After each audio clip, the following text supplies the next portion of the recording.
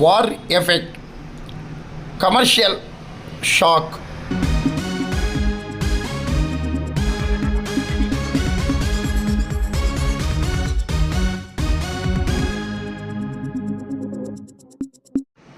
Iran Israel war నేపథ్యంలో commercial gas సిలిండర్లకు భారీ shock తగిలింది.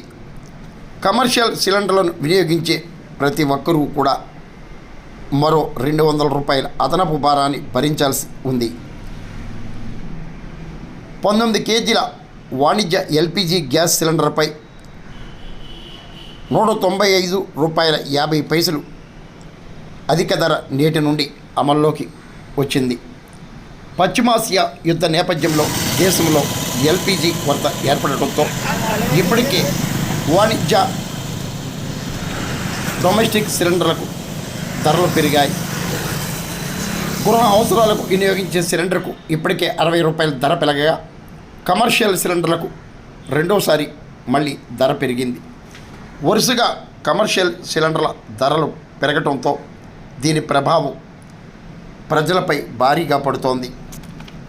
ఒక పక్క కమర్షియల్ సిలిండర్లు లభించకపోవడంతో చిరు వ్యాపారులు మొదలు బడా వ్యాపారుల వరకు ఇబ్బందులకు గురవుతున్నారు.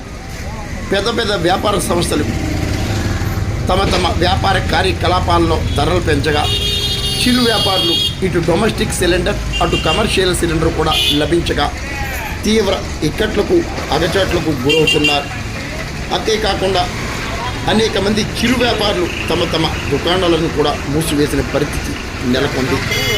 ప్రస్తుతం వాణిజ్య సిలిండర్ ధరలు మళ్ళీ దారుణంగా పెరగడంతో చిరు వ్యాపారులు ప్రజలు కూడా తీవ్ర ఆందోళన వ్యక్తం చేస్తున్నారు.